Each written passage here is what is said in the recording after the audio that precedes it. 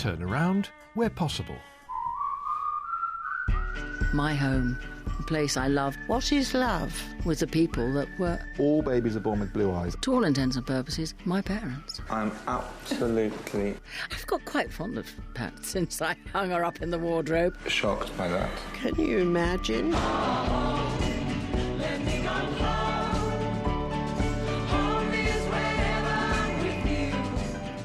Yes, a very good morning and welcome to Saturday Live, where our gathered clan round the kitchen table includes Dr. Christian, who's here with steady hand and warmed instruments, well, we hope they are. comedian Jackie Hagan, who lost a leg but gained an audience. The only imam to sing traditional Irish ballads joins us with a song in his heart. We have traditional Irish banter from JP Devlin, who's been having handbags with Barbara Taylor Bradford. And a star of musical theatre recalls growing up just about the only black kid in Torquay. All these, plus the inheritance tracks of Walford's leading basso profundo, Pam St Clement. But first, Welcome to all our guests this morning then. Channel 4 presenter and sexual health campaigner Dr. Christian Jessen, theatre maker Jackie Hagan, musical actor Hugh Maynard and Mohammed Al-Hussaini, an imam in London who happens to sing traditional Irish folk songs, as you do. Christian, many people won't know, apart from all the stuff they think they know about you, that you collect something. You collect bronzes. I'm a fervent, rabid collector. I think it's probably the most unhealthy, one of the many unhealthy aspects about me. But I do. My grandmother was a great sort of country auction goer, and she was one of those little old ladies that you didn't really notice. So she was very sly at spotting out the one treasure in the room and quietly bidding for it, you know. And I sort of, therefore, used to go and visit her, and her house was full of beautiful things that she'd paid absolutely nothing for. And I sort of developed that disease from her, and I now can't stop. It is a sickness. Collecting is an absolute obsessional sickness, and you now scour online auction catalogues. You know, since the internet's come along, it has ruined many a good collector, I suspect. I bet it has. And so would you be able to say what your most treasured possession is? I'm almost embarrassed to say it because I know no one will get it, but it is a giraffe piano from Vienna. I get it. I was going to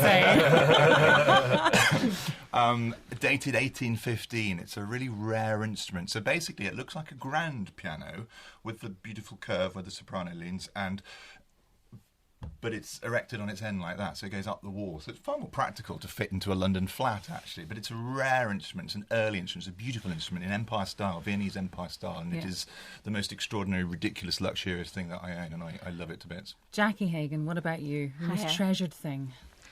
Well, I thought about lots of sentimental things, and I was gonna make something up. But I thought, actually, the reality is the one item that I really need is the obvious one, which is the false leg. And but it's not just a false leg to get me about. It's become like a mascot for my personality and a mascot for how I've coped with the whole thing. Unfortunately, you can't see it on the radio, but it's a beautiful thing. It's very, very ornate. It's got lots of little lights on it. It lights up. It's sort of, but not in a. It's a bit kind of jumble sale bag lady charm. I thought it was your evening wear leg My when you evening came in. wear I think leg. you'd have a day wear leg as well, but no, it's the one leg. It's just one leg, so you have to make it fit every occasion. But I do like overdressing for every occasion. People often think that it's done up for Christmas. It's my Christmas leg, but it's not. A leg's not just for Christmas. Ho ho. So that's probably that's the thing Fair that enough. I need. Absolutely. If there was a fire, that's certainly what I'd say. Well, it would certainly be practical. wouldn't it? Yeah. Hugh Maynard, what about you? The most treasured thing for you? Hello. Well, it would have to be my name, Hugh Maynard, rather than an object or an item. Thank you. And that came about really for me when I was in care. So when I was asked, when I was leaving care when I was 8 years old, what would I like to take with me? I said I'd like to take my name, and so I kept it. Was there any opposition to that? Not that I'm aware of, but it meant that I was fostered, not adopted. As an actor, if you're a member of Actors Equity, can't you only have one name? Did you have to change it when you started working professionally? Again, very fortunate. There are no other Hugh Maynards. Thank goodness for that. There you go. Yeah, so I made sure I registered that name as well. Quite right. Hugh Maynard trademark. Absolutely. Mohammed, what about you? Well, I guess as a minister of religion, I ought to say the family Quran. which is kind of a beautiful family heirloom. Actually, it's Damascene. Damascus is where they make the most ornate and beautiful things, and it's certainly sort of very evocative for me growing up. It's beautifully ornate and represents a kind of tradition of Islam that's artistic and is sadly being sort of stamped out at the moment. But in terms of my own personal possessions, I'd have to say it's probably my first fiddle, a child-sized fiddle. And a bit like the scripture, it's always a place of return for me. There are times when you move away from it, you don't play for a long time, but it's always a locus of return and a sense of home, really. So. How many fiddles do you have? I've only got the two. I had to sell a fiddle at a particular point of deep student debt at Oxford, but yeah, the new fiddle that I've got is kind of a cheaper version of the one that I used to have. So. You should write a song to your sold fiddle. It's a song waiting to happen. What about you, Asma? Most treasured possession? Oh, it's you, obviously. Oh, I do possess you, after all, don't I? This may be news to you. Yeah. What about you? Yeah, there's a whole backstory here. Actually, it's an icon that came to me by very complicated means. It's a Russian icon of the 18th century that survived the burning down of the church, and then it was stolen by the forces of Stalin and ended up used as a bribe for a spy in Eastern Germany. Made its way to London, made its way to me. It's quite a story. Goodness me. And because you, like Christian, are a bit of a collector as well, aren't you? I feel your pain. I understand it too. And I too, if I'm not careful, could spend every spare waking hour looking at auction sites on the internet, and I try very hard not to. Now I try, because it's Ceramics Week, but I only try to buy stuff from people I know. Yes. You've got a problem if you're collecting early 19th century stuff. Luckily I collect very specific. The Empire period, when Napoleon was ravishing around the world, wrought his destruction, and it's that sort of very masculine military style that was a complete reaction to the Rococo of Louis XVI. And I think it's very attractive. Well, I wouldn't. I think it's very attractive, but I am biased. But, it's the story, as Richard was saying, behind each piece. Quite often, there's a story. Now, either the dealer's just made it up to flog it to you, and that's fine if it's a good story. But sometimes, it is a very real story. And what fascinates me about these objects is what it's been through in its life. And as you said, it's survived. There's, how many wars and rampages has it survived, and dodgy deals and attics has it lived in throughout its lifetime, and still there it is, as bright and shiny as the day it was born. I love that. How wonderful. Also, we had someone say Rococo before 10 past. On the subject of Rococo, well, I heard a great story the other day about two Kiwis on a gap year hitchhiking rather rashly in underpopulated Aberdeenshire. After hours without seeing a car, they were finally picked up by a lady in a Land Rover in a scarf and wax jacket, and they talked a bit about the weather and where to visit, but it was only after some miles that they realised that she was, in fact, the Queen. JP Devlin wouldn't have recognised her at all, but he's here anyway. I've actually interviewed the Queen. No, you haven't. Well, I have. I've interviewed the Queen's lookalike, Oh, yes, you have. Jeanette Charles, for this programme, and that was good enough for me, to tell you. But we've also seen the story in the papers this week about the couple who asked a passer-by to take a photograph of them at the Sydney Opera House without realising that it was Lewis Hamilton, the new Top Gear presenter. So we want to hear from you this morning if you too have met a famous person and didn't recognise them. I remember when you first started in this programme, Richard, I didn't realise that you had been in a heavy metal band. Whitesnake, was it, I think? Yeah, it's great to have someone from The Alarm on. But do get in touch this morning, please, with your stories of your unwitting encounters with luminaries. It's Saturday Live at bbc.co.uk is the email, and do leave a telephone number. And if you're texting, it's 84844, and if you're on Twitter, it's hashtag BBC Saturday Live. JP, thank you very much. Now, I bumped into someone famous this week. It was our guest, Dr. Christian Jessen. How weird is that? Now, you may know him as the tanned, toned, blonde, loud-shirted doctor on Channel 4's Embarrassing Bodies and Super Size versus Super Skinny. You now know that he collects bronzes, but you might not know that he suffers a little bit from body dysmorphia and is perhaps not as confident as he comes across as TV. But I tell you one place that he appears very sure of himself, and that is social media, dispensing medical advice and being a little bit provocative, while some of the more traditional in the medical profession look on aghast. He's passionate about teaching sexual health and says he wants to demystify medicine and make doctors more approachable and accessible. I have never seen verrucas as bad as that. Why does asparagus make your pee smell? I didn't actually know the answer to that. Sometimes the most academic people are not always the best socially, shall we say. With you, it's all about portion size, isn't it? We were going really over the top before, huge, big portions. I didn't know that all babies are born with the same coloured eyes. It's the start of your proper, official, new focus on eating. I think the best thing to do then is to have a quick look and see if we can work out what's going on. I would like to see doctors go into room 101. I'm absolutely shocked by that.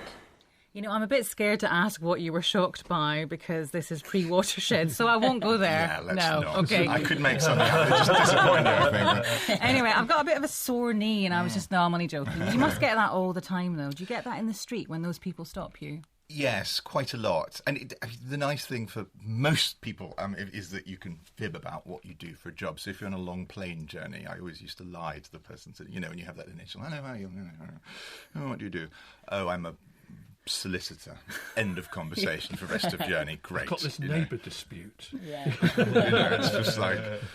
But now I can't lie anymore about what I do. So they go, oh, it's you. Oh, I'm so glad I'm sitting next to you. Because, you know, how many hours? 9 hours flight. No, and the other cheeky one, actually, taxi drivers, bless them, are very good because they know you've got you in the back. You're not going anywhere.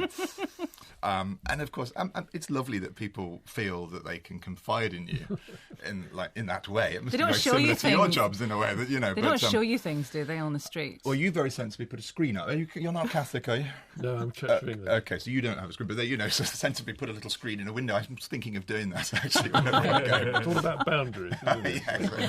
I mean, I watched you walk about, I don't know, 100 yards or so, and you got stopped by 3 different people. And the last guy, I think, he had his phone out, so obviously he wanted to take a selfie with you. But or show me images of photos that he'd taken of bits that weren't appropriate to get out on the street. So does that happen? Yeah.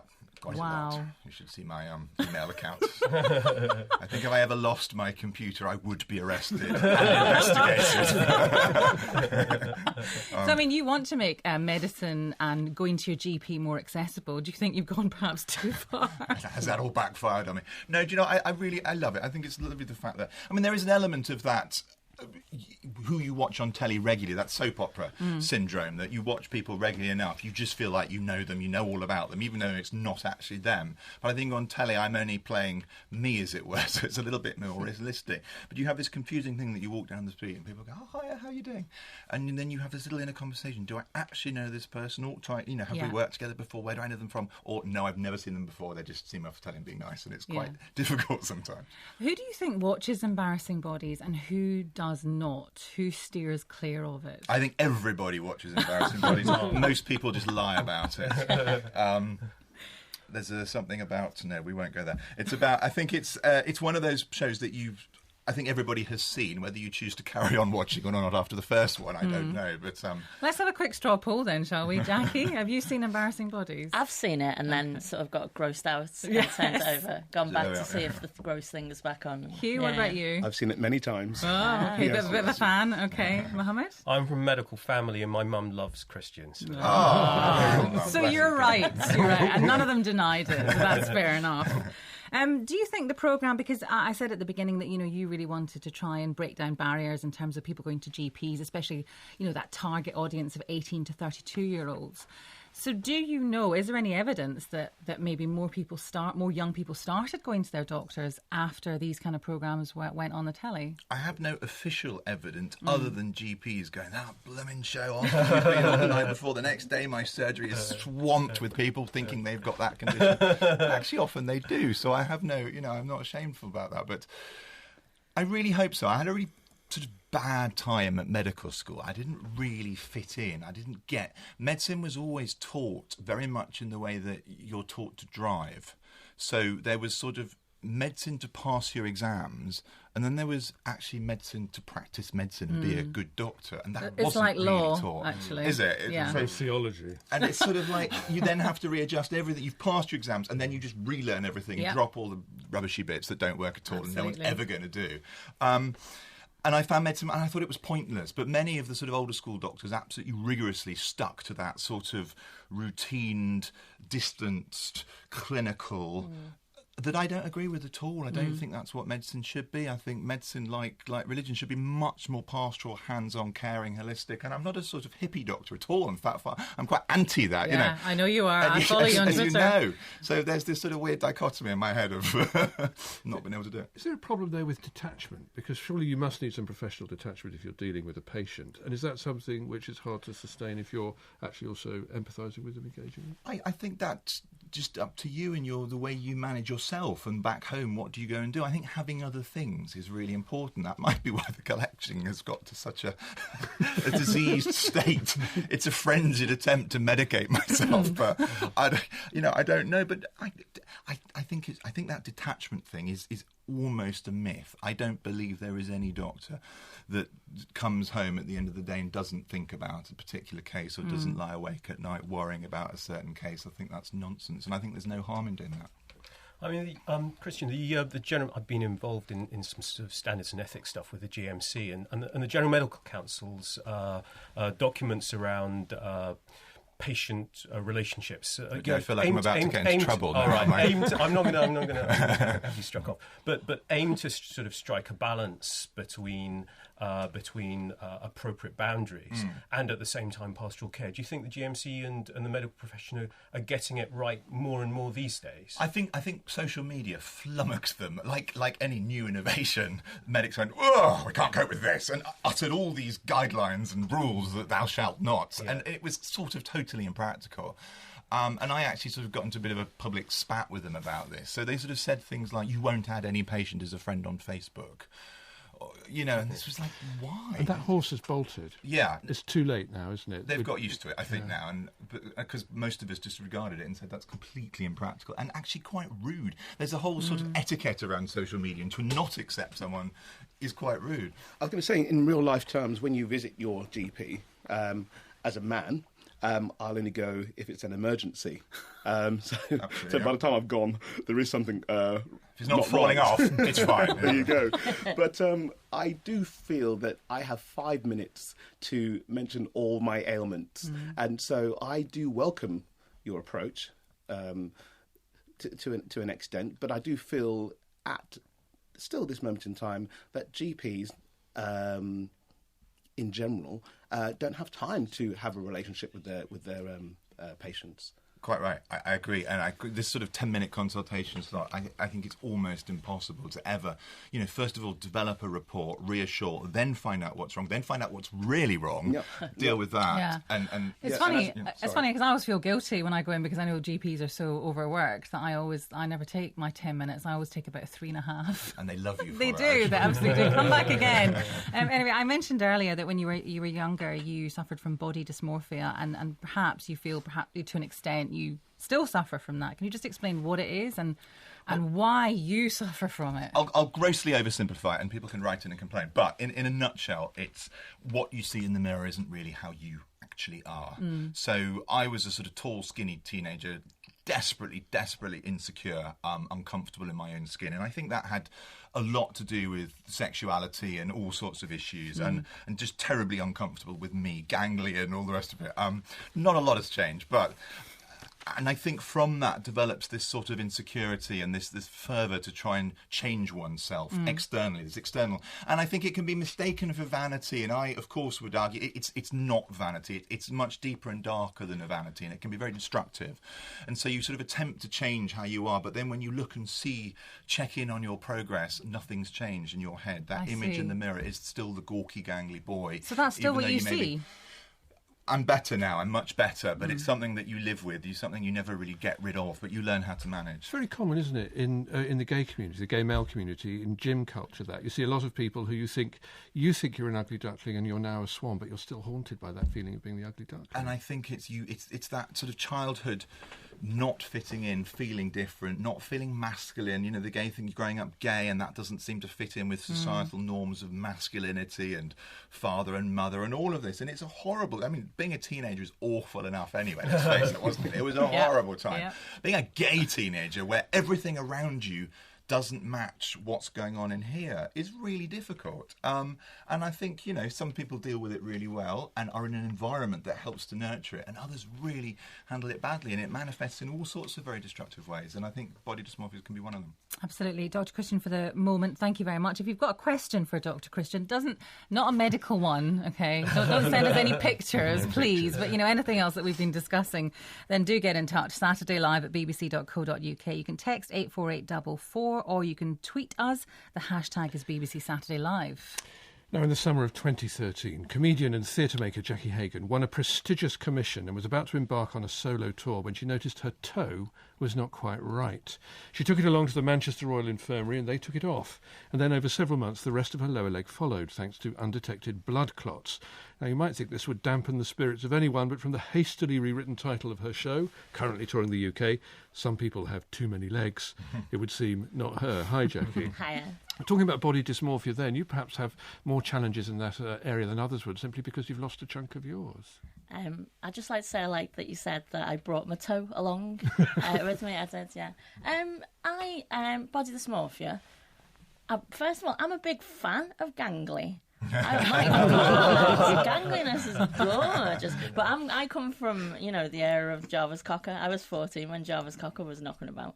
So, and that's sort of, because he was sort of too tall, too gangly and too odd to be the front man of a band. So rather than hide it, he wore shoes to make him taller, clothes to make him ganglier, and acted odder, and became a sex symbol. And I think that really stuck with me when I was 14. I thought, right, okay, I've just noticed what you've done there, Cocker. Yeah. I'm going to copy that. I wasn't gangly or tall or anything, but I was odd. It wasn't just having the leg off. I was already not fitting in way before that. So I decided to try and own it as much as a 14-year-old can.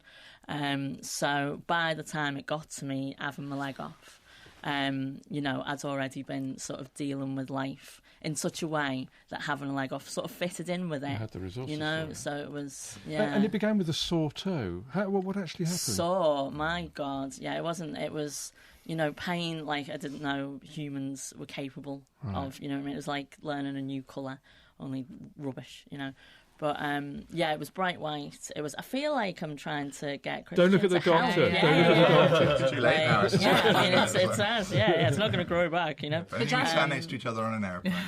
Exactly. Jackie, did you put off going to get help about it? No, I went to A&E quite a number of times. Right.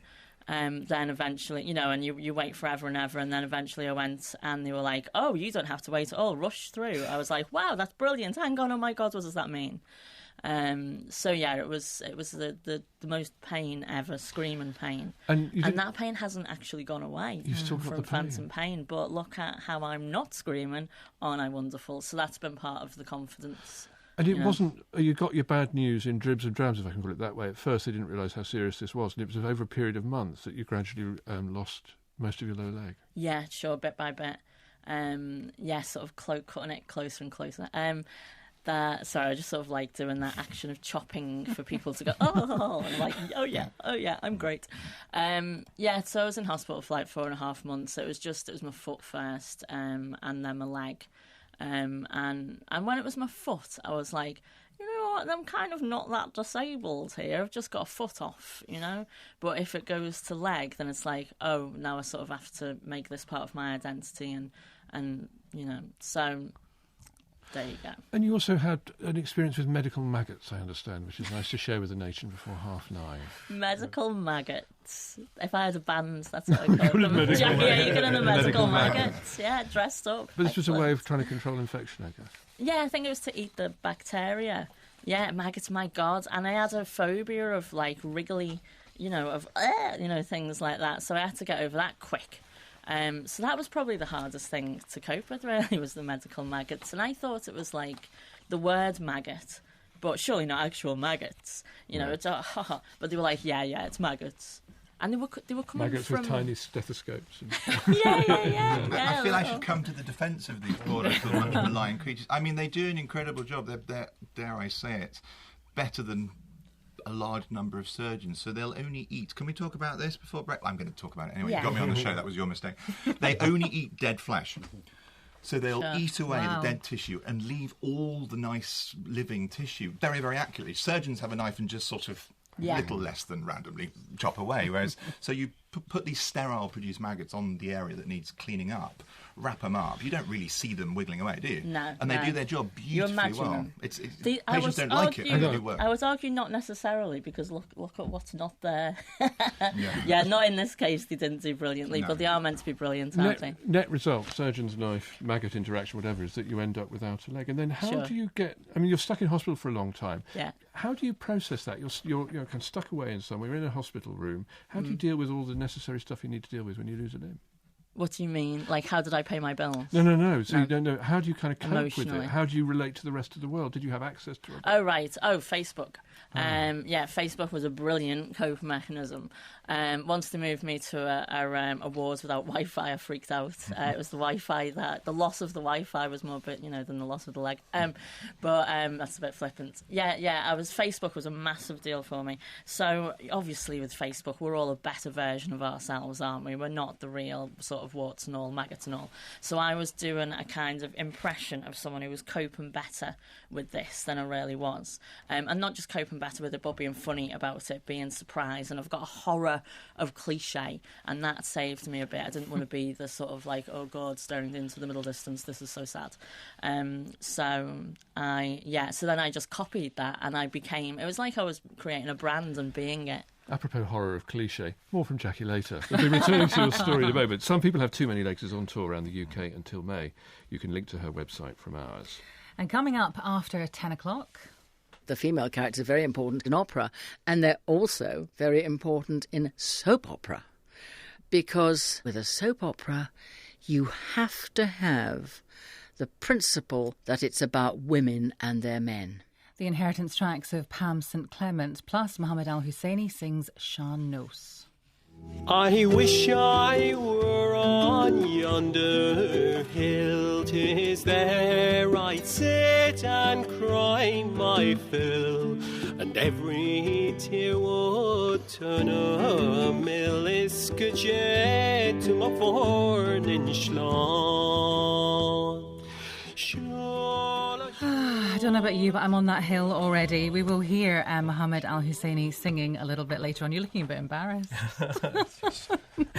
It's wonderful stuff. You are listening to Saturday Live with Richard Coles and Asma Mir. With us are Channel 4's Dr. Christian Jessen, Mohammed Al-Hussaini, an imam from London, comedian Jackie Hagan, and musical actor Hugh Maynard. Let's have a quick look at some of your emails and texts. So this is one for you, Jackie. It's from Eleanor. I went to see a preview of Jackie's show last year whilst on overnight leave from Cheadle Hospital, where I was undergoing treatment for anorexia. I clearly remember walking to the theatre thinking, I don't think I can fight this illness anymore. I think it's beaten me. I'd never seen her perform before, and her humour, tenacity and unrelenting positivity rekindled something in me. She also gave out homemade certificates at the end of the show, which had been a hospital pastime of hers, and I happened to be given one that said, congratulations on getting back up after your fall. I know it's been hard. I framed the certificate and I am now kicking anorexia's butt. Thank you so much, Jackie Hagan. Oh, my God. Lovely, isn't it? Oh. Thank you, Eleanor. Good luck, Eleanor. Keep at it. Loads in for you, Christian. How do they persuade people, someone speaking for money, to go on the show and expose those bits to the world? Do you find you have to really work hard at that, or are people falling over themselves? I think that would be immoral and unethical to work really hard at it. No, people very much want to. I think, their stories are multifarious and multivariate. I know they get very political. They've seen the show before. It's been running for years, after all, and they go, golly, if all these people can pluck up the courage and do that, then I can do that. It was mine. And it's almost an all-or-nothing scenario. I've been hiding away, embarrassed about my condition for so long. I'm just going to come out there, flag waving, and show it and get it sorted. I think sometimes the treatment we offer is not necessarily always available in the NHS. And in the early days, we had this great debate, should we only do NHS-based treatment? And then we thought, no, actually, we should just show all the wonders that medical science has to offer and all the various treatments. And people still, at the end of the day, potentially have a choice. So, they've come forward and they go, I want that sorted. So all sorts of reasons, really. Also, you'll be glad to know Radio 4 confirms all prejudices. On mention of the giraffe piano, my reaction was, wow, that's a fab thing to have. Thank you very much. That's from Rochelle Birkinshaw of Bradford. From Han and Laurie in Kentish Town, please thank Dr. Christian for his 2011 newspaper comments on spinach. I carry a fading copy around with me to share with all friends. Thanks for everything. I'm a bit scared to go down because I don't know what the comments were. Spinach is one of these great myths that mothers lie to you I about. There are see. many, many lies that your mother tells you. Spinach is one of them, and that is spinach is full of iron and will make you strong. Popeye then perpetuated that myth into becoming legend, but it's absolutely untrue. The scientists working out iron levels in spinach got his decimal point in the wrong place. So it's by a factor of 10 they got the iron content wrong. But Christian, that it's still in books today, especially for pregnant women, etc. They say spinach, kale, leafy vegetable, leafy greens. So are they lying? Leafy greens, possibly. Spinach, definitely not. But they include spinach in there. There's a double whammy with spinach, and it contains something called oxalic acid, which inhibits absorption of iron in the gut. So not only does it have not very much, but you don't absorb it very well either. So there we go. Well, there you go. That's my vegan dinner party this evening, remenued. Thank you very much for that. Barbara Taylor Bradford, squillion-selling author, started out at the same nursery school as Alan Bennett in Leeds, but she's now a native New Yorker. Truly a woman of substance, she was reputed to have more shoes than Imelda Marcos and a heated lake lest her swans got chilly. And while these stories may be legendary, her love of handbags ain't. We sent JP Devlin to burrow through her Birkin. It's a structured bag that's quite roomy, which I like, with an unusual clasp made of brass, and you can see it's going a bit on the corners. What I do is get a bit of black boot polish and put it, to buff it up a bit. Well, the corners, it starts to get a bit grey. The leather wears if you use it a lot. My husband gave me my first Hermes Kelly bag 50 years ago. Can you imagine? When we first got married, and we were in Paris, and the first place he took me to was Hermes, and he bought me a Kelly. And the reason it's called a Kelly is because when Princess Grace Kelly, the movie star, when she married Prince Rainier, she started to go to Hermes and loved this particular bag, and when she'd bought about 15, they said, can we call it after you? Can we call it the Kelly?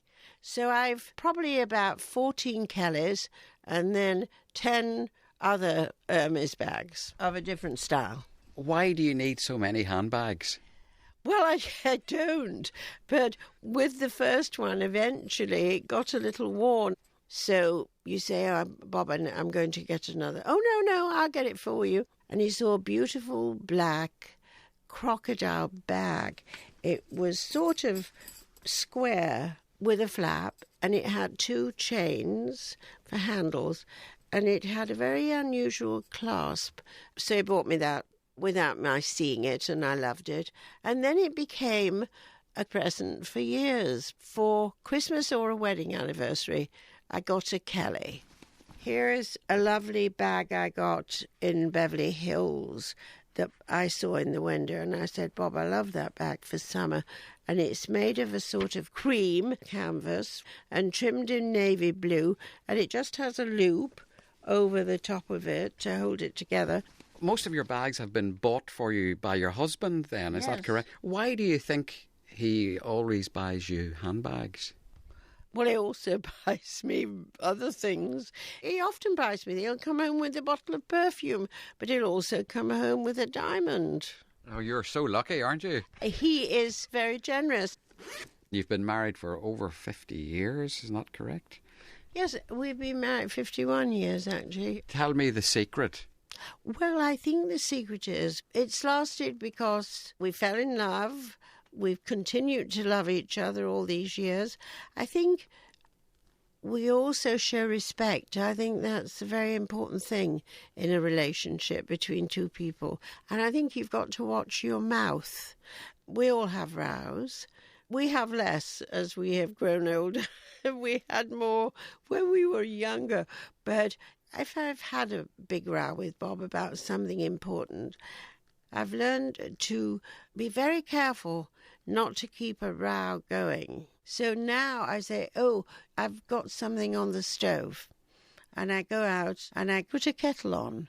And I come back in and I smile and say, let's forget all that. Here's a cup of tea. I break it by removing myself from the scene. And then he buys you a handbag. And then he buys me a handbag because he feels sorry. Not quite.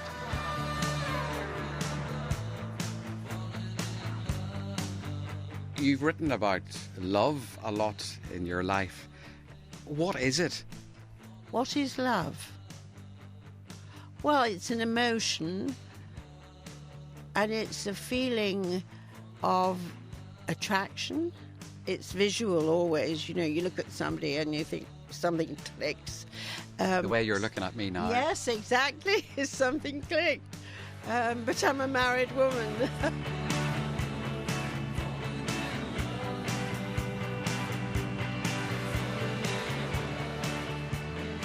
But as it goes on and you've been married a long time, that becomes something else. It becomes a really, truly deep and abiding love and need of that person. And if you love somebody very much, then you will stand in front of them and take the bullet. So I'd take the bullet for Bob. I would. And he would for me. And that's real love.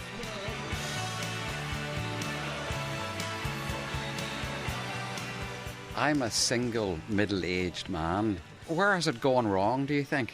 Well, you'll have to tell me the story of your life and I'll give you a written analysis. Actually, better still, if you tell me, I'll put you in the next book as a character. I'll make you the romantic lead. Oh, please do. Yes, I will. So just tell me, what kind of people do you like? Oh, no.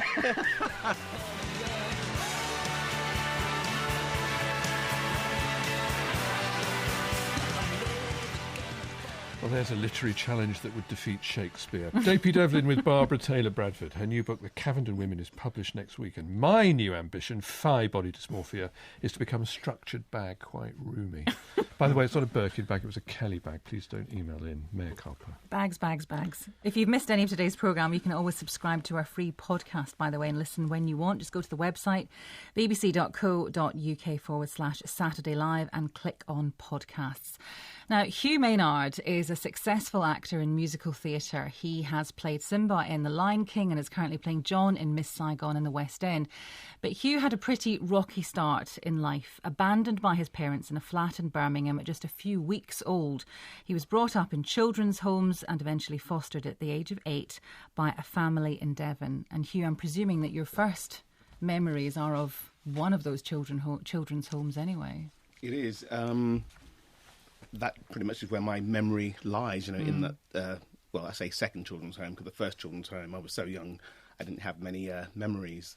But I do have this, I'm laughing at myself, Tom and Jerry cartoon, where you have the lady who's scared of the mouse. Mm-hmm. You can see her ankle socks.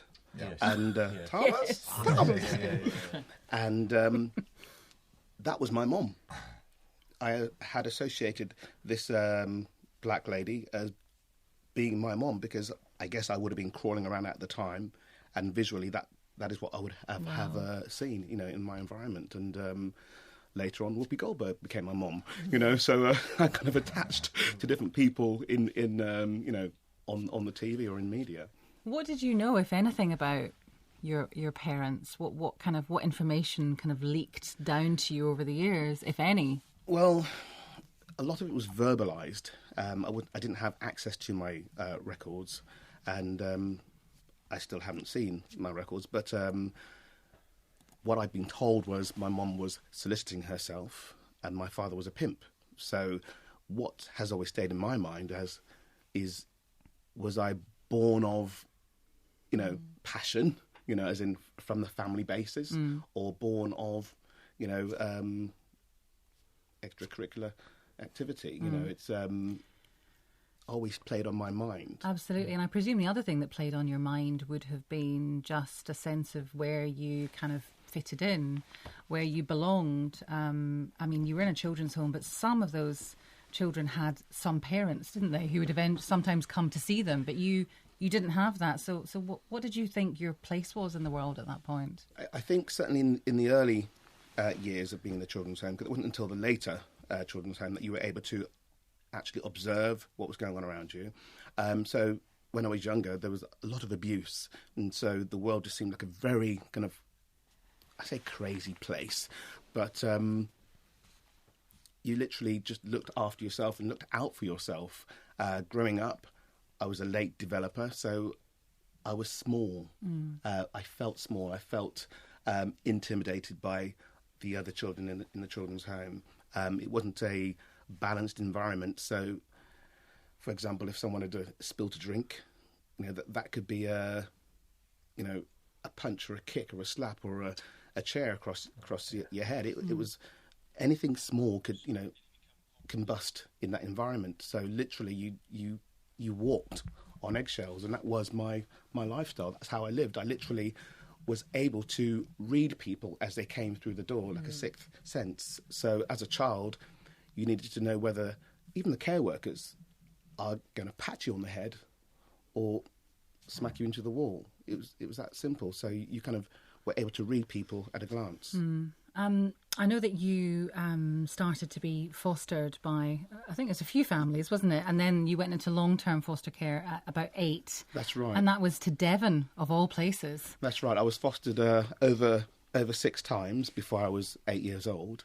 And eventually, or finally, I was fostered by a fantastic family who were actually living in Birmingham at the time, but moved down to Devon. And so that's where I was raised and nurtured and was able to find myself. And I feel that certainly my heart is still in Devon, because that's where I was able to be me, be myself, and I still spend time by myself. I think it's important. But at that time, I would spend the time on the beach or on the moors or, running the lanes. It's the beautiful rolling hills of Devon. Was so therapeutic to me. Was it easy to be a black child in Devon? I can't imagine. Well, maybe easy is not the word, but you say that you could be yourself. But did that present any problems, or was it just a case of, that's Hugh? When I say be myself, I think I was nurtured there. I was allowed to experiment and try, new things without being judged or any prejudice.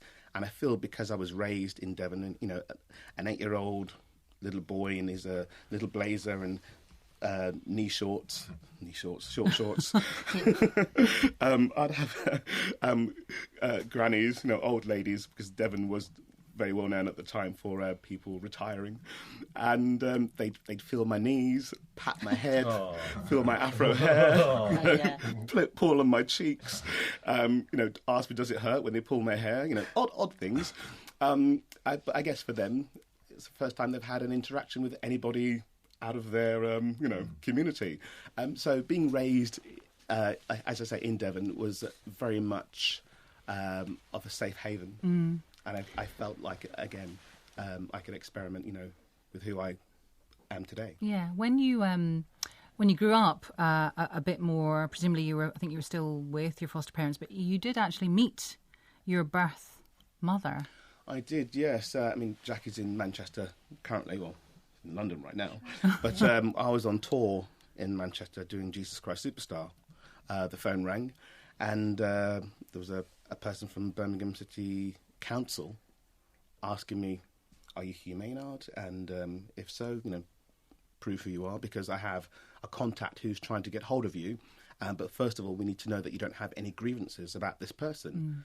And I'm like, who is this and who are you talking about? As it happened, it was my birth mom. And she was trying to get hold of me. I'm walking down the street on the way to a matinee. And he said that he would like to pass over my information, my contact details, to my mom, so that she could contact me. And I thought, straight away, let me try as much as possible to take control of this situation. So I got her number, her contact details, and I expressed that I have no ill feeling because what I've heard has only been hearsay. And I've always felt whatever my mom was doing when I was born, to give up a child, I can't even imagine what emotional state she must have been in. So, of course, I have no ill feeling. Yeah. But you make a good point, don't you? Because a lot of people might have said, oh, this is what she was doing and the circumstances she was in, but we don't necessarily know that they're Not true, do we? Not at all. Okay. Even if it's in writing, you can't write down people's mental states. Yeah. I do not know what my parents were going through when I when I was, I happened to be abandoned. But moving on gracefully, back to Manchester. I'm now in warm-up. I'm looking out at the Grand Circle, and everything gets a bit furry, a bit blurry. And I was crying. I was literally streaming because the information that I just gained had hit me. So the company manager said, "Hugh, what's going on?" And I said, "Well, I just found out that I have a mom and I have a brother and a sister, and they live in Wolverhampton, and I'm going to meet them this Sunday." And very kindly, she said, "Hugh, I think you should take the day off." So I did. I took the day off, and the Sunday, first of all, I called my family in Torquay, and then they came up to Wolverhampton. I went down to Wolverhampton, and we met up, and I met face-to-face my birth mom for the first time. And how was it was, even now, it was amazing. You know, you have bathroom windows, opaque, you can't see through. Yeah. The front door was such, and so all I could see was this big, black, round shape, and I just wanted to see her face before she could see me, but she opened the door and grabbed me. And so I got like a face full of afro hair and a shoulder, and I'm trying to almost like push her back. So you could see her. So I could see her face. Yeah. And I felt like, is it Willy Wonka or Charlie in the Chocolate Factory? You know, the golden ticket guy. I felt like I had the golden ticket, but I just wanted to see the prize. And so I pulled back and saw my mom's face, and it was literally, for 25 years, I had been looking in the mirror and wondering where I came from. And at that point, I saw myself in her. It was an amazing moment. Did you, I mean, we can move on in the rest of the programme and talk about how you managed to kind of overcome all the rejection and your career path. But did you ever find out from your mum, because you must have asked, why did it happen? Unfortunately, I didn't ask. I thought at the time, because first of all, it was the fastest 7 hours of my life. Yeah. But I thought at the time there'd be opportunities to ask questions, and because being aware of the basic psychology, body stance, and being in the environment of somebody that has given me up, I didn't want to be forceful. Yeah. So I thought, let this day be her day. And she was saying, thank you, Lord. All my family's under one roof, and very thick Jamaican accent. So I didn't understand everything, but she was happy, very happy. And plying me with questions, but I thought to myself, hold it, Hugh, let her speak. And also respectful as well. I didn't want to kind of just lambast her and say, why? Because towards the end of the day, I realised that I was part of a huge family, which then would have made my question null and void. I don't want to rush your story, so I'm going to stop you there, because you are here until 5:30, and we're going to leave everyone on that cliff edge. Okay, and we will come back and pick up your story, Hugh. But thank you very much for that. That is Hugh Maynard. And remember, you can always get in touch with us Saturday live at bbc.co.uk. Thank you. It's time for this week's thank yous. Tales of good deeds done but left unthanked until now. And this week's come from Liz, Abdiel and Eric. I'm a house sitter, which involves staying at someone's house while they're away, usually looking after their pets. I was packing up from one house sit in England to go to another in Wales. As I was packing the car, the dog in my care took this moment to run out of the front door and disappear. I was very worried because the house is near a main road. I was going through all the scenarios in my mind that I might have to tell the owner I'd lost her dog, or worse, maybe also having to call the next couple to say I couldn't get there in time for them to make their flight. To my great relief, a neighbour appeared, leading the dog with an improvised lead, and I was enormously relieved because she really saved the day. So I want to say thank you very much to that neighbour. I don't know your name, for saving the day. Thank you. When I was 17, I became an insulin-dependent diabetic. 2 years later, I set off for a toga party at Manchester University. Diabetics can get low blood sugars that starve your brain of sugar. They can make you hallucinate. And unfortunately, that's what happened to me as the train was heading up north. I found myself in a city I couldn't recognize. My legs were shaking and buckling underneath me. I got tired and I needed to stop, and my adult brain thought I should just go and sit in a nearby car. which the owner, who was nearby, strongly objected to. And a group of boys walked up to me and they asked, "Why'd you get in that guy's car?" "I don't know," I slurred. "Where are you from?" "Cambridge." "Where are you going?" "Manchester." "Well, you're in Sheffield." The penny dropped. And I said, "I'm diabetic." They frog-marched me to a corner shop where they asked the shopkeeper for a sugary drink for me. After I drank that, the spell was broken. They marched me back to the station, and before I could say thank you to them, they said, "That's all right, mate," and disappeared. Thanks, lads. Next time the drinks are on me. I'd like to say thank you to whoever drew smiley faces on the green of the traffic lights at the Melton Musters Road crossroads in West Bridgford, Nottingham. Whenever I see them, they make me smile and feel happy. No matter how stressed I'm feeling, I feel sure that I'm not the only motorist who is cheered every time we pass that crossroads. They've been there for some time, and I hope that they'll remain there for a long time to lift our spirits. So, thank you, mystery traffic light person, whoever you are. Well, that was Liz, Abdiel and Eric. Smiley faces, Jackie Hagan. Smiley faces on traffic lights. I know you like to dress up your stump, don't you? I do, And yeah. some I'm kind a big fan stuff. of smiley faces. Yeah, that's lovely. Yeah, I do. Well, do you know... I wonder if this is okay to say. Do you know... We'll find out. Do you know the blonde one out of Birds of a Feather? Yes. Right, well, my stump looks a bit like her slightly miserable mouth because it didn't heal properly. So there's like a very, very odd scar on it that sort of goes in. It's not a scar, it's a, it's a thing. It really looks like a mouth. So at first I was gutted about that. And then I thought, how can I cope with this? So I drew faces on. And now they're celebrities, yeah. And we can actually go to your website and we can guess who there's a lovely Harry Potter. Well, Twitter, yes. yeah. The man from the Go Compare advert. We've got JP with us. Yeah, we've been asking about your encounters with celebrities and not realising it. Quite a few people have bumped into Sean Connery. Stuart in Edinburgh says, a few years ago while working in a supermarket, I was asked by an elderly gent where the coffee was. Do you like that? Not really.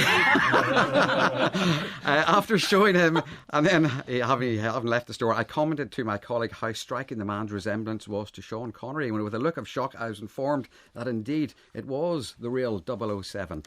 Rita in Edinburgh as well. He seems to spend a lot of time in Edinburgh, Sean, because obviously that's where he's from. But years ago in Ireland, I bumped into Sean at a children's benefit, did not realise who he was. To add insult to injury, I got his autograph and showed it to my auntie, telling her this guy was posing as James Bond.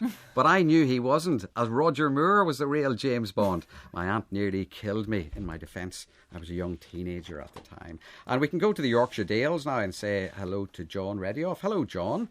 Hi there. Tell us your story then, John. A few years ago, I was having dinner with a colleague in a restaurant in Oxfordshire. And there were a small family group having dinner there as well. And I noticed that the woman that was part of the group was really striking, really attractive, but really striking in a sort of very bohemian, left-field sort of way. And I commented, I said to my colleague, "Wow, look at that woman. She just looks amazing. She should be in a Tim Burton film the way she looks." And I've always been a fan of Tim Burton and his work. And anyway, later on when we were paying the bills and waiting for coats and things, I mentioned this to her. I said, "I've just told my friend that you look fabulous and you should be in a Tim Burton movie." And she laughed uncontrollably. She couldn't stop laughing at this. And eventually, when she stopped laughing, she said to me that I'm really, really pleased that you said that to me because he's the father of my children. So she said, "Do you want to meet Tim?" And I said, "Of course. I've always been a fan of Tim's work." And she called Tim over, and she made me tell the story all over again to him, and he thought it was hilarious too. And it was only when I was shaking his hand, thinking, "Wow, I'm meeting one of my heroes here," that I suddenly thought, well, if he's Tim Burton, I think that probably makes her Helena Bonham Carter. It clicked. You worked it out. Eventually, not immediately, I thought this must be Helena Bonham Carter, and I thought, oh my God, I've just told Helena Bonham Carter that she should be in a Tim Burton movie. Well, you've got a good eye then, John. Listen, thanks very much for contacting us this morning. And this from Liz, says 30 years ago when I was training to be a nurse, I was doing the evening drug round.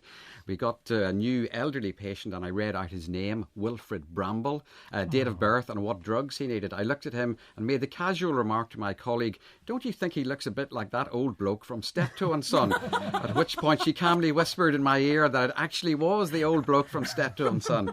I think they spent the rest of the night in awe that I was looking after him. Thank you very much, Liz, and do keep them coming. Saturday Live at bbc.co.uk.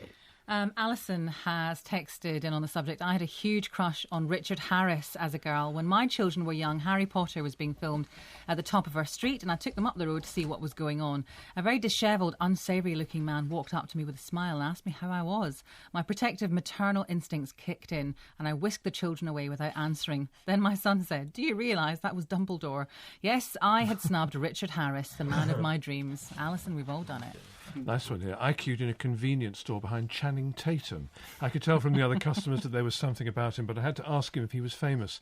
He said a bit of acting before buying his cheese and chive Pringles. Thanks for that detail. From Julie Redding in Princess Lisbon.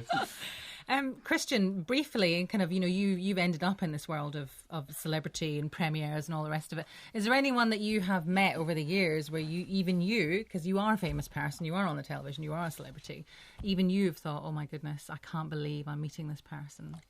There've been lots with that. But I don't think when one is famous ever considers everyone else is famous, sure. And you're just awestruck to be there. So, oh my golly, people like Judi Dench and Maggie Smith and some of the, I'm a great fan of those sort of stalwart English actors of the films I used to love. Mike Leigh, and a lot of his gang. I sort of met I've always loved Mike Leigh movies and the way he works as actors. So I've sort of progressively stalked and met most of them now at various things. But don't they meet you and say, you're Dr. Christian of Embarrassing Bodies? Yeah, it's a bit dull for them. I've seen them in lots of things and I've only ever done one thing. But weird kind of unwritten pecking order, isn't there, about who's the more famous person? Who does the kind of overture have to come from? It's quite nice that if you're on the telly, it is like a membership card to going up to other people on the telly and saying hi, and that's sort of fine, which is quite sweet. Well, this is Saturday Live on the Wireless with Asma Mir and Richard Coles. And with us this morning are Dr. Christian Jessen, comedian Jackie Hagan, the actor Hugh Maynard, and Imam Mohammed Al-Hussaini. Sounds like the beginning of a joke. Coming up, the Mountains of Mourne will come to Mohammed, and we have inheritance tracks from EastEnders Pam St Clement, the Nightingale of Walford. You're listening to Saturday Live with Richard Coles and Asma Mir. With us are Channel 4 presenter and sexual health campaigner Dr. Christian Jessen, theatre maker Jackie Hagan, Mohammed Al-Hussaini, who is an imam in London. He'll be singing for us later, and musical actor Hugh Maynard. And Hugh, part two of your story, really, we left it hanging before the news. You were abandoned by your birth parents when you were just a couple of weeks old in a flat in Birmingham. You then went into children's homes, into foster care, long-term foster care in Devon.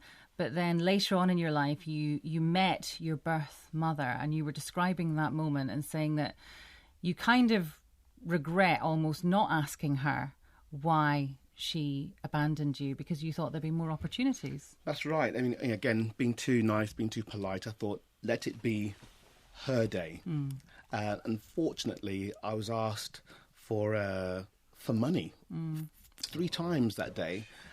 They put 2 and 6 together and came up with 11, and thought because of my accent, and your job, my articulation, my job, living in Devon, that they felt that I had money and money to spare. And maybe they were really struggling. Maybe they were, but they didn't talk about themselves so much. They kind of talked about extended family. This is your cousin, this is such and such. Yeah. Holding a hand out. Yeah, sorry. A difficult situation. Tell me then how a child who goes through what you went through ends up on stage as a musical actor, because I would have thought that rejection was pretty key to that industry. I mean, it is, isn't it, in terms of auditions and all the rest of it? Why did you end up doing what you do? I think why, because first of all, I have a passion, and I'm able to. First of all, when I didn't know I could sing or had a, especially good or attractive singing voice. But when I did sing, people used to say to me, you should take it seriously. And for possibly 8 years, I ignored them and just, did straight acting. And it came to a point where so many people had said, Hugh, we want an album, we want this, we want that. I got into musical theatre, and that's what I've been doing for the last 15 years. It's so not easy emotionally. It's tiring, physically. My gosh, exhausting. But when I'm on stage, actually, I'm venting. It's my way. It's cathartic. I can release. There's a bit of a theme, isn't it, about people reinventing themselves? You doing it, Jackie, through performance. Christian, you were doing it through kind of remaking yourself. It's something which is quite a powerful thing. Yeah, I think it's a therapeutic tool a lot of people use. And it's like, I was going to say, when you meet a lot of actors and actresses, you realise quite often what insecure, shy people they really are, and you expect them to be bright and bubbly. And you're always a bit disappointed, aren't you? Which is kind of wrong, isn't it? Yes, and it's ridiculous, because you sort of have a mixture of a melee of all the different characters you've known and loved them in, and of course they're not. I'm not shy, Christian, I just have issues. Well, you seem to be dealing with them quite well. Bless you, thank Just you. to kind of finish off the story, what's your... Obviously, you haven't managed to have a successful, no one's fault, relationship with your birth parents, but what about your foster parents? How are things with them? It's gone a similar way. Unfortunately, my foster mother was taken ill. I came home, did my best to run the family home, and I think there was a jealousy from my foster father, and I was literally had a fire extinguisher to my face. Get out my house, you black bastard. Oh, gosh. Apologies for that. Sorry, on radio. And it's been very difficult to communicate with them since. Because all kind of stuff goes off like an explosion, like depth charges in people's lives when these issues come up. They do, but you think, how many times can you be so unlucky? Yes. Maybe it's me, so I don't blame them, I blame myself. Because you think, it can't happen to me twice. You can be that unlucky. You can be. Yeah. So I feel, yes, there must be something wrong with me, or I must have done something. But at the same time, I've chosen to be a force for good. And that's what I have chosen to do, and that's what I want to do. So there is no resentment. And, we're here for a very short time, so let's get along and enjoy ourselves. Okay, Hugh, thank you very much for that. I know a lot of people will relate to aspects of your story. 84844 is the text number, or SaturdayLive@bbc.co.uk if you want to get in touch. Now, Pam St Clement is best known for playing the indomitable Pat Butcher in EastEnders. Sporting a mean line and blue eyeshadow and dangly earrings, she ploughed through husbands and storylines in her 26 years on the show. But Pam's own story is remarkable too. Born in Harrow in 1942, her mum died when Pam was a baby, and she also was put into foster care.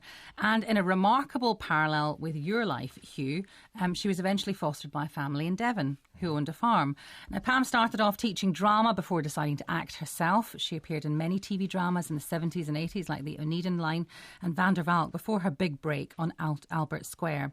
These days, she devotes herself to animals. She's the chairman of her local RSPCA and is also a big supporter of gay rights. And she's just published her autobiography, the wonderfully titled The End of an Earring. These are her inheritance tracks. The track that's been handed down to me, or rather I've assumed to be handed down to me, is Accentuate the Positive, written by Johnny Mercer and Harold Allen during the Second World War. And particularly this one performed by Bing Crosby and the Andrews Sisters. You got to accentuate the positive, eliminate the negative. I was born during the Second World War, and this sums up the period of swing, big bands, romantic songs, because it was a time when there was the emphasis on love and romance, which was a wonderful counterpoint to the awfulness that was happening. To illustrate his last remark, Jonah in the whale, Noah in the ark. I'm very aware of having been born during the war. In fact, I think one of the very few memories I have is being on a mattress in a basement, because there was bombing going on, and then I have a big blank, very, very little memory between babyhood and, 10, 11. Oh, listen to me chillin' out. My mother died when I was 18 months old of TB, and my father should never really have had children, I suppose, but he did, and I think father would, I mean any father actually would find it difficult to actually cope with any child of that age. You gotta accentuate the positive feeling. I was living with my grandparents, then he took me away. Then I was living with some friends of his. They looked after me for a while, then he took me away again, and he was remarried.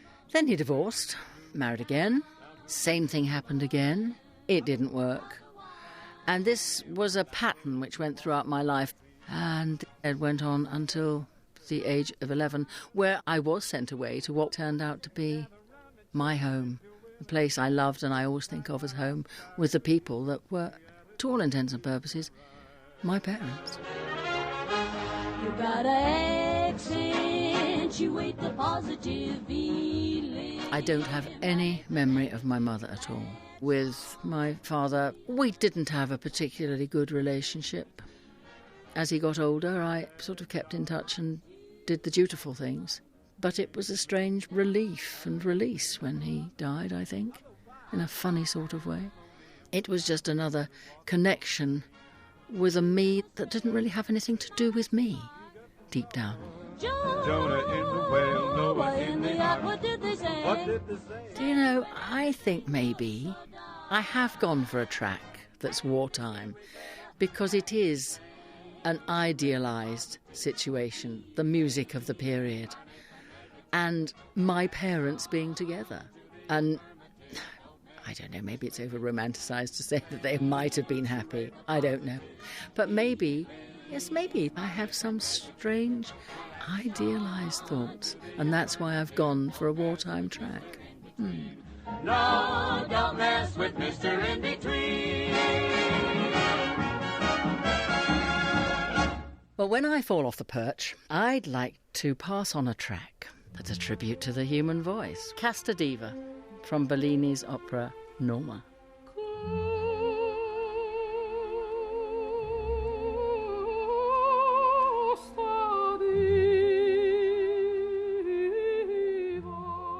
It was such a difficult choice between Sutherland and Callas.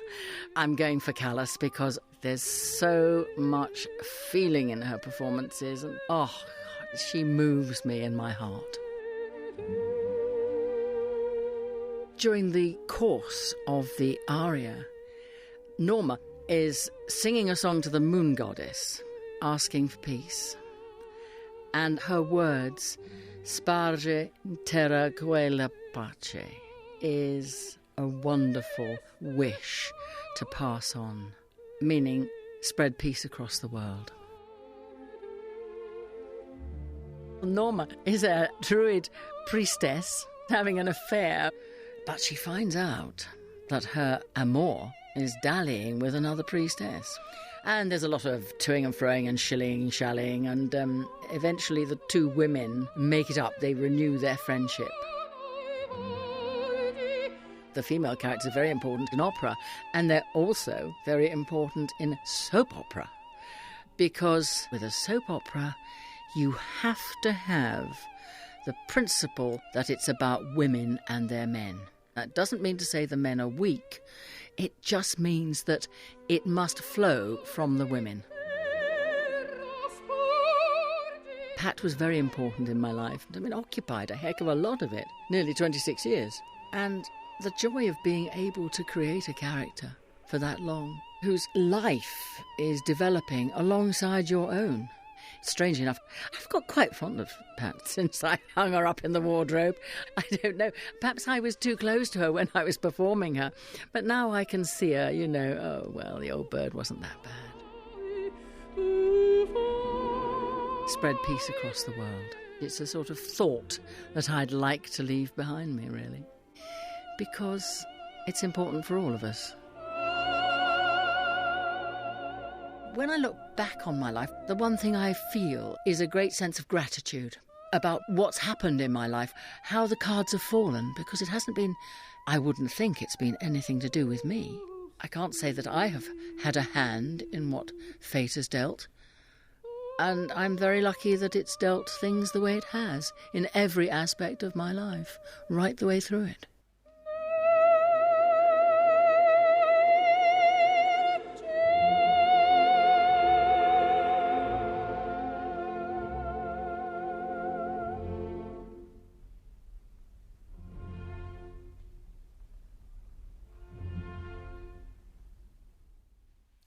The End of an Earring by Pam St Clement is published by Headline.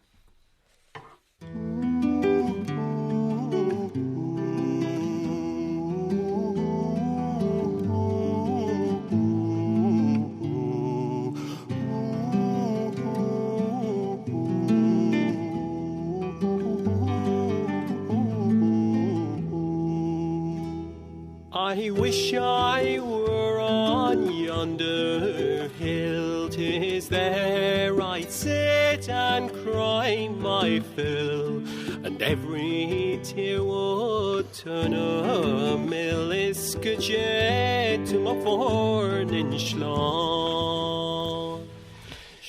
Mohammed Al-Hussaini is an imam and academic, fellow in Islamic studies at the Westminster Institute, a scholar of the Quran and Hadith, which is why it may surprise you to know that he's just as much at home singing like that at the London Irish Centre as he is praying at the mosque. It was while growing up in London in the 70s and 80s in a very mixed community that he first came by Irish traditional music and loved it so much he started to learn the fiddle. That led in turn to hearing Pat Connolly, a Connemara singer of Sean-nós, the old Irish language style, an experience that was to change his life. He's now a singer in that exacting tradition so successfully he won Gaelic Voices and competed with distinction at the Flower.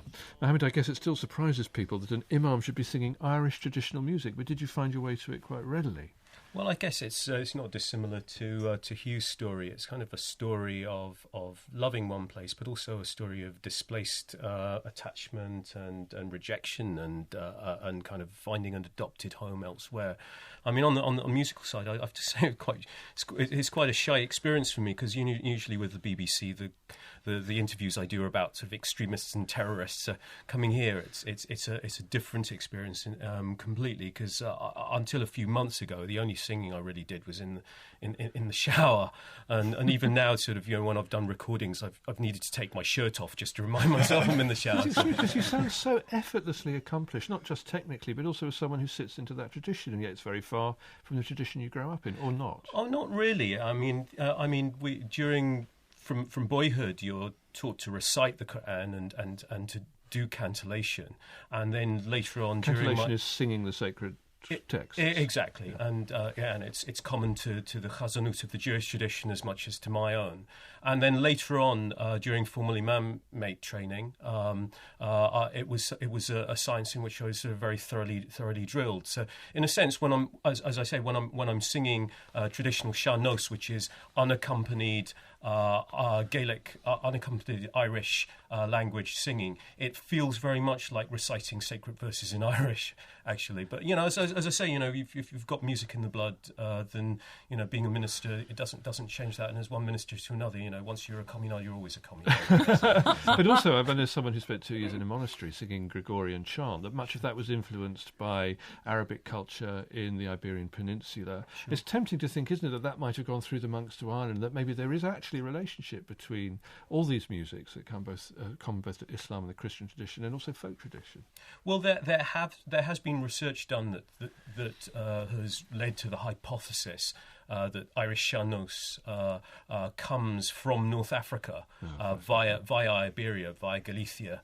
But at the same time, if you listen to folk traditions globally, there's kind of a commonality between them. And as I've always said, sort of deep down, we're all Irish, really, and we have a common sense in which our humanity comes through in our music. J.P. Devlin rubbing his hands with glee at that sort. But it is also very interesting that people would think of the Irish culture as being very defined, and it's about the Irish diaspora, not just Irish people in Ireland, but also Irish people in North America and in England and so forth.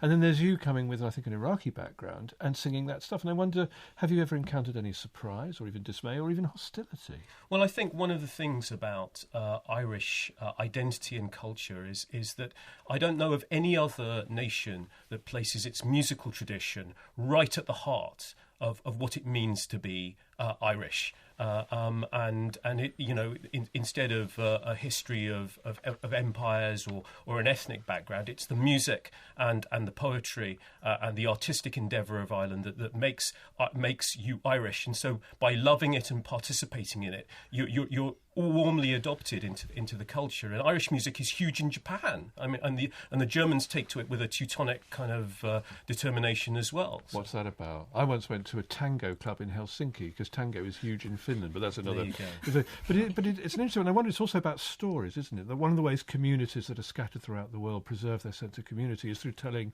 or singing each other's stories. You see it in Irish culture, you see it in Jewish culture. Is it true also in Islamic culture? Oh, absolutely. I mean, one of the wonderful things that is an affinity between the two traditions is we have a tradition of epic poetry, including pre-Islamic epic poetry, which is sung which isn't just recited; it's sung round the Bedouin campfire. And these are kind of Iliad, Aeneid length poems that are shared and passed on from generation to generation. So I feel the sense of needing to honour and respect all the generations that have brought a particular Irish Sean-nós song to us. What are the words in the songs? Are they like traditional poems?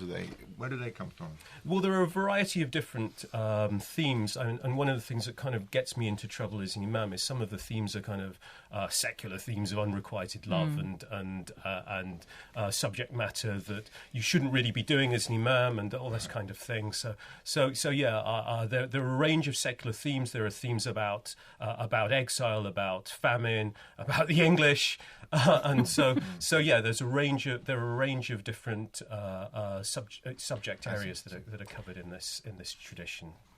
It's interesting that you, what's peculiar about it, and you see this yourself, is that you're an imam, but you're singing Irish traditional folk songs. But clearly, a lot of people are loving the kind of the mix of this and the peculiarity of it. But does it happen the other way?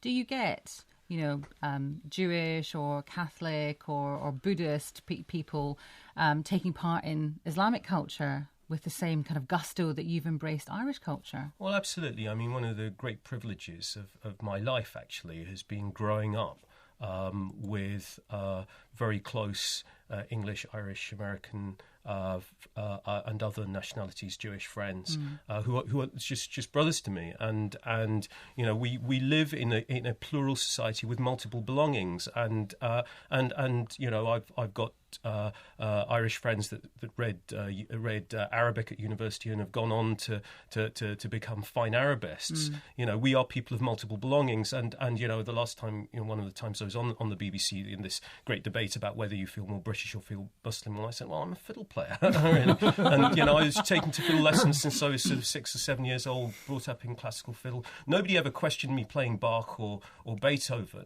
And I think that the Irish tradition is a global patrimony now and belongs to everybody. And a lot of it's going on as well. I mean, I think if you look behind headlines, which can often be deal in monoliths so crudely, they're almost caricatures, there's actually an awful lot going on under the surface which people perhaps don't know about. Cross-cultural fertilisations and friendships and things. Totally. I mean, even as one clergyman to another, we're part of mongrel religious traditions. Christians, Muslims, and Jews have borrowed and stolen stuff off each other's traditions the whole time. So yeah, we are intimately interconnected on so many levels, theological as much as artistic. And for those who are trying to create false monoliths, I would say the extremists who say al-fikr kufr, that free thinking is unbelief. I would say that God taught the birds to sing, and God created humanity and creation in all its diversity. So, let's celebrate that. And sing it out. You may not, just wondering here that you're someone who's chosen to be a singer and an actor also. Do you find that somehow that can be the kind of solvent of all the differences in your own life, or something that can create something coherent amid all that patchwork of experiences and feelings and so forth, that you can sing out of that and become who you are? Well, the simple answer to that is yes, but also music, it draws people in. It's a language in itself. If you can't understand somebody, speaking in different languages here, music brings people together. So I found that through singing, I'm able to speak to people on a totally different level, on a higher level. and that really does help me as well. Please can we have more singing, says Lucy from Leamington Spa. Don't worry. Her 5-month-old stopped what he was doing, blowing raspberries, and stared at the radio, then went back to blowing raspberries as soon as stopped. But we will have more in a minute, Lucy and Dax in Leamington. But here's JP. Saturday Live, the home of Crack Agus Call. We don't know what that means. Anyway, we've been asking you to get in touch this morning about encountering celebrities and not being aware of it. And we can go to Cumbernauld and say hello to Martin. Hello, Martin. Hello, how are you? Tell us about your dad then, Martin. Right, it was out one Sunday morning, just walking the dog, and a minibus turns up, stops and asked him where to go to Perth. Turns out it was the Beatles, and he didn't even have a clue. He could have killed himself, yeah. And they got out of the car and started interacting with the dog then, is that right? Yeah, he said hello to his dog and sort of gave him a pat. He was called Jude. Maybe he Jude, you never know. And yeah, he picked up a bit of chit-chat, bit of banter, and they got back in again. He thought, nice blokes. He went away when he went. So the dog was seriously called Jude? It was called Jude. This is just too good to be true, you know. I know. Are you saying that your dog was maybe the inspiration for that song? We always like to hope, yeah. Every time I hear this song, I always think of the dog anyway. Oh, that's lovely. Martin, lovely to hear from you this morning. No problem at all. And this email from Tracy says, on a tube train about 25 years ago, a man sat opposite me and he looked very familiar. After 3 stops or so, he got up and kindly said to me, "It must have been on the telly, dear." It was Cyril Cusack. So he knew he'd been recognised. Do keep them coming. It's Saturday Live at bbc.co.uk. Thank you very much, JP. Now, Hugh Maynard, how many texts have I had about you? Everyone, basically, I'm trying to sum them all up because there's too many of them and not enough time. Carolyn, Jean, all saying, please do not blame yourself. This one, I'll read Jean's. "I couldn't believe how tough life has been for Hugh. So touched by his life story. Please don't let him leave you today thinking his bad luck has been his fault.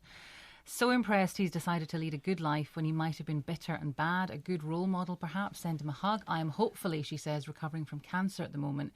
He has inspired me." I mean, a lot of people want to know more of the details of your life story, and they can probably, I don't know, get in touch with you on Twitter. Hugh Maynard. That's right. Well, first of all, well done, Jean, and bless you, and hopefully, you win this fight against cancer. But yeah, get hold of me on Facebook, on the World Wide Web, www.hugh-maynard.com, and Twitter @Hugh Maynard. I'll have all those links on our website as well, Hugh, for people who want to do that. Mohammed, if you thought you were involved in sort of fierce cultural warfare in the Islamic world, you've done it now. "I don't know of any other nation with music at the heart of their identity and culture," says someone. "The Welsh." There you go. My profuse apologies. And Jackie, what's next for you, briefly? Well, I'm still on tour at the moment. I think the next place is Ellesmere Port, maybe it's all rural places. It's I have to mention the National Rural Touring Forum, who funded it, and I've got a book out. Oh. Go on, I'm on the internet. Yeah. Have a look. What's your book called? Oh, the book is called It's the Same. Some people have too many legs. Some people have too many legs. Okay. Listening to the show talking about celebrities, there's Sam from London, and I've just realised a few weeks ago I booked an appointment to see a doctor. It was Dr. Christian Jessen.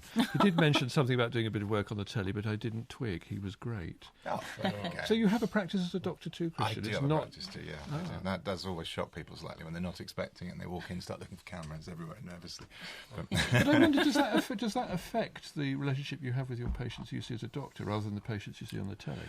No, I mean, I like to think they're all exactly the same, but I suppose they treat me differently.